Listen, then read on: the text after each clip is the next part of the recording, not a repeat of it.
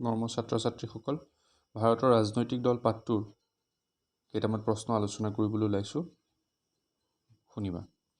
প্ৰশ্ন নম্বৰ 4, আঞ্চলিক ৰাজনৈতিক দলৰ জন্মৰ মূল কাৰণকেইটা আলোচনা কৰা। যে উত্তৰ হ'ব, আঞ্চলিক ৰাজনৈতিক দলৰ জন্মৰ মূল কাৰণকেইটা হ'ল সৰ্বভাৰতীয়, 1 নম্বৰ হৈছে সৰ্বভাৰতীয় ৰাজনৈতিক দলৰ বৈষম্যমূলক নীতি।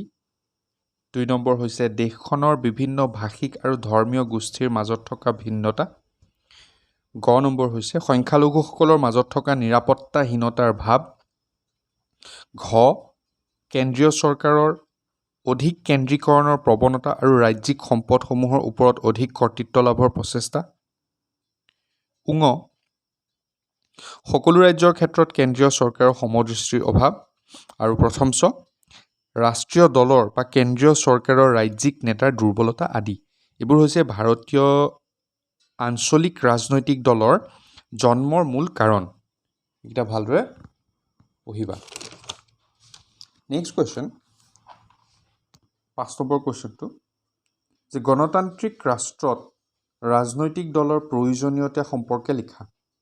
উত্তৰটো হ'ব যে প্ৰকৃতাৰ্থত ৰাজনৈতিক দলৰ ধাৰণাই গুৰুত্ব লাভ কৰে গণতান্ত্ৰিক ধ্যান ধাৰণাৰ জন্মৰ লগে লগে।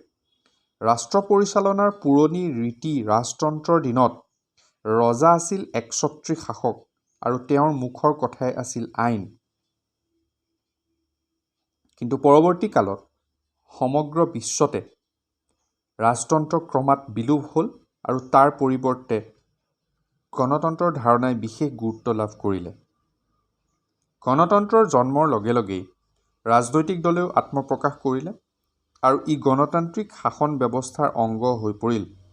বৰ্তমান সময়ত গণতন্ত্ৰ আৰু ৰাজনৈতিক দল দুয়োটাই এটা আনটোৰ পৰিপূৰক।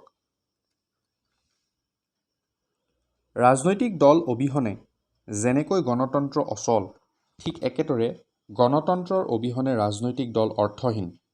ৰাজনৈতিক দল হৈছে শাসক আৰু জনসাধাৰণৰ মাজৰ এক যোগসূত্ৰ। ই সৰ্বসাধাৰণক প্ৰশাসনৰ ওচৰ চপাই নিয়ে। প্ৰশ্ন নম্বৰ 6, ইয়াত আছে ৰাজনৈতিক দলৰ বৈশিষ্ট্য আৰু কাৰ্যাৱলী উল্লেখ কৰা। যে ৰাজনৈতিক দল এটা হ'বলৈ হ'লে কি বৈশিষ্ট্য থাকিব লাগিব আৰু ৰাজনৈতিক দলৰ কামবোৰ কি কি, কাৰ্যাৱলী। উত্তৰ হ'ব যে ৰাজনৈতিক দলৰ বৈশিষ্ট্য হ'ল ক সংগঠন, খ নীতি আদৰ্শ আৰু আঁচনি, গ ক্ষমতা দখলৰ বাবে আকাংক্ষা, ঘ জাতীয় স্বাৰ্থৰ প্ৰতি সন্মান। এইকেইটা হৈছে ৰাজনৈতিক দলৰ বৈশিষ্ট্য। নেক্সট আহিলে ৰাজনৈতিক দলৰ গণতান্ত্ৰিক ৰাষ্ট্ৰ এখনত প্ৰধান কাম হ'ল বা কাৰ্যাৱলী, ৰাজনৈতিক দলৰ কাৰ্যাৱলী, যে ক জনগণক ৰাজনৈতিক শিক্ষা প্ৰদানেৰে শিক্ষিত কৰা, জনগণৰ মনত ৰাজনৈতিক সজাগতা বৃদ্ধি কৰা, জনমত গঠন কৰা, জনমতক সুসংগঠিত ৰূপ দিয়া। ইয়াৰ উপৰি গণতন্ত্ৰত জনগণে চৰকাৰ গঠন প্ৰক্ৰিয়াত অংশ লোৱাৰ পৰিৱেশ সৃষ্টি কৰাটোও হৈছে ৰাজনৈতিক দলৰ আন এক দায়িত্ব। এইকেইটা হৈছে কাৰ্যাৱলী। তাৰপিছত আহিলে কুৱেশ্যন নম্বৰ 7, সংযুক্ত চৰকাৰৰ ব্যৱস্থাটোৱে বৰ্তমান সময়ত বিশেষ গুৰুত্ব লাভ কৰাৰ কাৰণকেইটা আলোচনা কৰা। উত্তৰটো হ'ব যে মৰ্চা অথবা সংযুক্ত চৰকাৰৰ ব্যৱস্থাটোৱে বৰ্তমান সময়ত বিশেষ গুৰুত্ব লাভ কৰাৰ অন্তৰালত থকা কাৰণকেইটা হৈছে ৰাজনৈতিক দলৰ সংখ্যা বৃদ্ধি 1 নম্বৰ, 2 নম্বৰ হৈছে একক ৰাজনৈতিক দলৰ প্ৰাধান্য হ্ৰাস, 3 নম্বৰ হৈছে এটা নিৰ্বাচনত কোটি কোটি টকা খৰচ হোৱাৰ পিছত যদি চৰকাৰ গঠনত জটিলতা আহে তেন্তে পুনৰ নিৰ্বাচন পাতি চৰকাৰী ধনৰ অপব্যয় হ'বলৈ নিদিয়াৰ চেষ্টাত মৰ্চা চৰকাৰ গঠন হয়।